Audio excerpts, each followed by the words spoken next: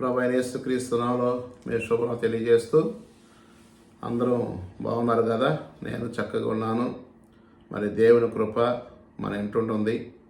ఆయన గత సంవత్సరం కాదు, ఈ సంవత్సరం కూడా 4 మాసాలు కాపాడి మరి ఈ 6వ దినాన్ని కూడా దేవుడు మనం సజీవంగా ఉంచాడంటే దేవునికి ఎంతో రుణస్తులమైనాం. ఎందుకంటే మనకంటే గొప్పవారు, ధనవంతులు, యోగ్యులు ఎంతోమంది కాలం ఎలబుస్తున్నారు. మనమైతే సజీవంగా ఉన్నామంటే అది దేవుని కృపే.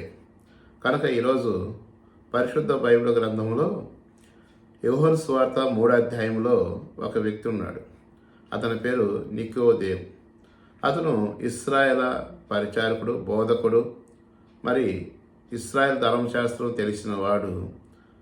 ప్రభువైన యేసుక్రీస్తు గారి గురించి విని అతను వచ్చి అంటాడు, రాత్రి వేళ వస్తాడు. ఒకవేళ పగటి వేళ అయితే అందరూ చూస్తారేమో, ఈయన కూడా బోధకుడు కాదా, మరి బోధకుడు అయ్యుండి ఇంకోళ్ళ దగ్గరికి వచ్చాడు అని అనుకుంటారేమో కానీ తెలియదు. కానీ ఏంది అయితే ఈయన కూడా ఏం చేశాడంటే రాత్రి వేళ ప్రభువైన యేసుక్రీస్తు వారి దగ్గరికి వచ్చి ఓ మాట్లాడుతున్నాడు. చదువుదాం. యోహాను సువార్త 3వ అధ్యాయము.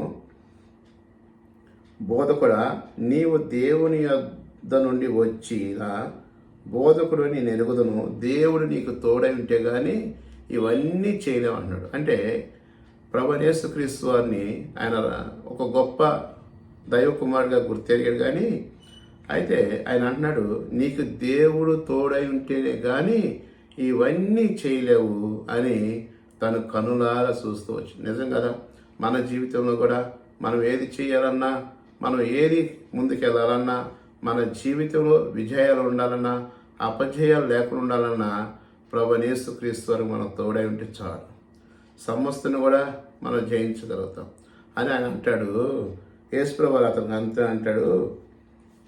అందుకు యేసు, అతనితో ఒకడు కొత్తగా జన్మిస్తేనే కానీ అతడు దేవుని రాజ్యమును చూడలేనని నీతో నిశ్చయముగా చెప్తున్నాను అంటాడు. అయ్యా, ఒకడు కొత్తగా జన్మిస్తేనే కానీ దేవుని రాజ్యమును చూడలేడు. కొత్తగా జన్మించాలి అంటే ఈ దినాన కొత్తగా జన్మించడం అంటే చాలామంది తెలియట్లా. ఇతను కూడా తెలియలా. ఇతను కూడా ఇశ్రాయేలు బోధకుడే, ధర్మశాస్త్రం తెలిసినవాడు.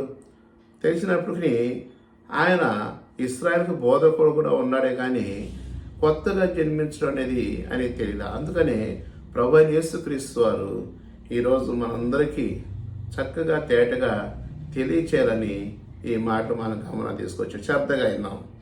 అంటాడు, అందుకు నికోదేము, నేను ముసలివాడినై జన్మింపగల అంటే ఇక్కడ అంటాడు, అయ్యా నేను ముసలివాడిని, రెండోసారి నా తల్లి గర్భమందు ప్రవేశించి నేను ఎలా మళ్ళీ పుట్టగలను అని అడుగుతాడు.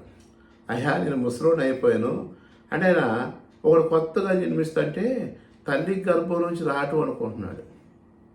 అందుకని ఆయన అన్నాడు, అయ్యా నేను ముసలివాడిని అయిపోయాను, మళ్ళా నేను చనిపోయి నా తల్లి గర్భం నుండి ఎలా పుట్టగలను అడుగుతుంటే ప్రభువైన యేసుక్రీస్తు వారు అంటారు 5వ వచనంలో, యేసు ఇట్లా అన్నాం, ఒకడు నీటి మూలముగాను ఆత్మ మూలముగాను జన్మింతేనే కానీ దేవుని రాజ్యంలో ప్రవేశింపడని నిత్యంగా నీతో. అంటే వాడు నీటి మూలంగా అంటే వాక్యం ద్వారా, అంటే ప్రభువైన యేసుక్రీస్తు వారిని మన సొంత రక్షకుడిగా అంగీకరిస్తే మనం అది నూతన జన్మ అంటారు. ఇప్పుడు నేను ఒకప్పుడు కూడా పాపంలో ఉన్నాను, పాపంలో పుట్టాను, పాపంలో బతికాను, పాపంలో జీవించాను, నా ఇష్టానుసారంగా జీవించాను. నేను కూడా జీవించాను. 1993వ సంవత్సరం ప్రభువైన యేసుక్రీస్తు వారు నాలోకి వచ్చాడు. అప్పుడు నేను నా పాపాలన్నీ ఒప్పుకున్నా. అప్పుడు ప్రభువైన యేసుక్రీస్తు వారు నన్ను క్షమించాడు. అది నూతన జన్మ. అప్పుడు మనం ఏం చేస్తాం, అయితే ఈ లోకంలో ఉన్నప్పుడు పాపం అంటదా అంటిద్ది. అందుకనే మనం జాగ్రత్తగా ప్రతి దినం కూడా మనం పరిశీలన చేసుకోవాలి. ఎక్కడ ఎలా మాట్లాడాము, ఎలా ప్రవర్తించాము, అవన్నీ కూడా రాత్రికి మనం పడుకునే ముందు రీలు తిప్పితే మన జీవితం గుర్తుకొస్తుంది. అప్పుడు మనం ఎక్కడ ఏం చేసామో వాడిని ఒప్పుకొని ఇక మీదట చేయకూడడానికి ప్రయత్నం చేయాలి. అది అన్నమాట.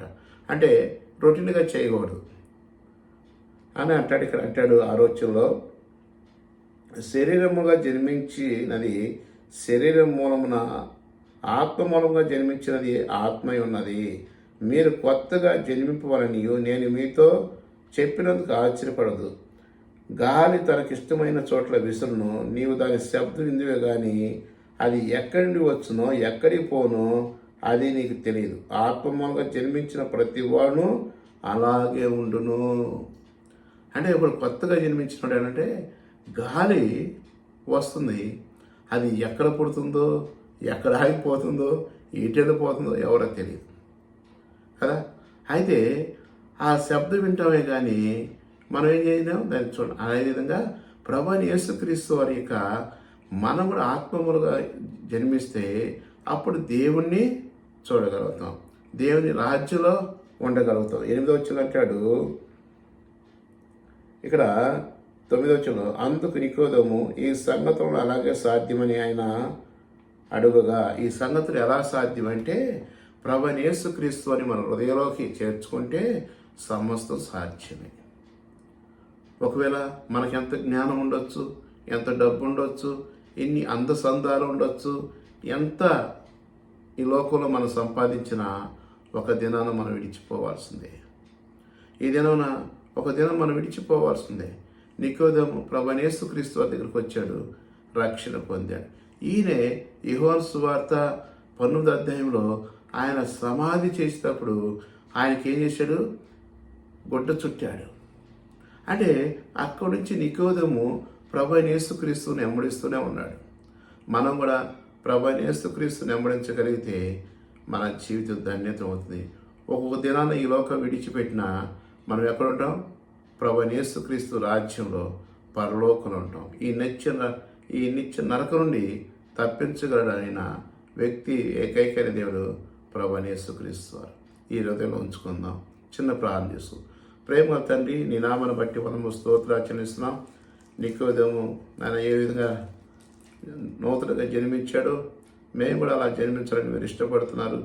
ఈ మాట ప్రతి ఒక్కరు దీవించి ఆశీర్వదించమని యేసు నామమున ప్రార్థిస్తున్నాను తండ్రి. ఆమేన్. Praise lord.